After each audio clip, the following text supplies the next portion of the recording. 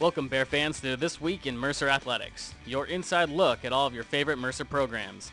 This week, we'll get you caught up on all the recent results and preview the teams in action later this week. The Mercer men's basketball team officially kicked off their 2011-2012 season this past Friday with the team's first fall practice. I think the guys have done pretty good.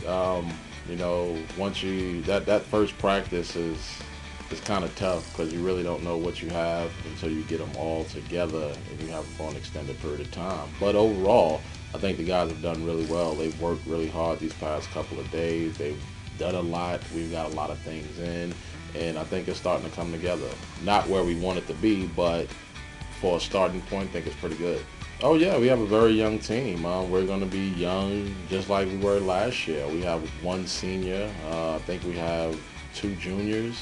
And the rest are freshmen and sophomores. So yeah, we're going to be very young. But overall, their energy, enthusiasm has been good. Their willingness to work hard and do the things that we ask of them to make them better has been really good. Jake Golan has always been like that as far as leadership goes. Bud Thomas has really stood out, done a lot of really good things defensively. I think a pleasant surprise for us has been Jabri Bryant. His defense on the ball, and being that he sat out last year because of a knee injury, and now he's actually coming back and he's doing some things, doing a lot of really good things. But the scrimmage, the orange and white scrimmage, will be really good. It'll be a good test for our guys to actually play a game with officials, and it'll be a game-like setting so they can get used to it. They'll be in their new uniforms, and it'll be really good. I think it'll be a lot of fun. The Bears were recently picked to finish 5th in the ASUN in preseason voting and will have their annual orange and white inter-squad scrimmage this Saturday afternoon at 3 p.m. The event is free and fans are encouraged to attend, with the game being held at the University Center. Over the past week, the Mercer volleyball team played the first 2 matches of a 3-match non-conference stretch.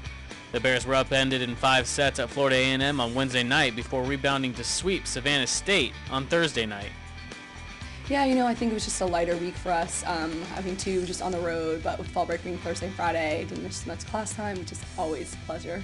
But FAMU, just a tough match, got in their home crowd, and just went down to the wire, and unfortunately the outcome wasn't in our favor as it was at home. And then Savannah State was just a good opportunity to get everybody on the floor, and everybody got some PT, and just a good experience, and had a nice home-cooked meal from one of my Savannah girls, and it was just nice. Yeah, we're excited about this week. Obviously, it's always wonderful to play at home. Our big Orange Crush event is tomorrow night against UTC, and we're just hoping that we have a sea of orange in the stands for us, and get all the support we can. And then a huge conference weekend on the road coming up. And I think just like anything, it's any given day, anything can happen at any given time. So, we just need to step into their gyms at ETSU and at Upstate and take care of our business. Yeah, I think the biggest thing is just if we're healthy, I think we'll be all right. I think we just unfortunately battled some injuries this year. And I think if we're healthy, we'll be in good shape. Both ETSU and Upstate have some big guns on the outside. So we literally need to have a field day blocking at the net. And I think if we put up big numbers defensively, I think the outcome will definitely fall in our favor. This week, the Bears host Chattanooga in the team's annual Orange Crush game on Tuesday night at the University Center. First serve is scheduled for 6 p.m. and fans are encouraged to wear orange in support of the team. After meeting Chattanooga on Tuesday, the team returns to ASUN action this weekend with matches against ETSU and USC Upstate on the road. First up is ETSU on Friday night in Johnson City, and then on Saturday the Bears are in Spartanburg, South Carolina for a 3 p.m. game against USC Upstate. The Mercer men's soccer team defeated Central Arkansas 1-0 on Saturday evening at Bear Field, in its only action of the week. Junior Will Betts scored just 5 minutes into the contest for his team-leading 5th goal of the season. Freshman goalkeeper Greg Ranjitsingh made 3 saves in the match to secure his 5th shutout of the season. The Bears return to Atlantic Sun Conference play this week with a pair of home games against USC Upstate on October 19th at 7 p.m. and ETSU on October 22nd at 7 p.m. Wednesday night's game is Coaches vs. Cancer night at Bear Field, while Saturday's game represents senior night for defenders Phil Thorne and Ryan Young.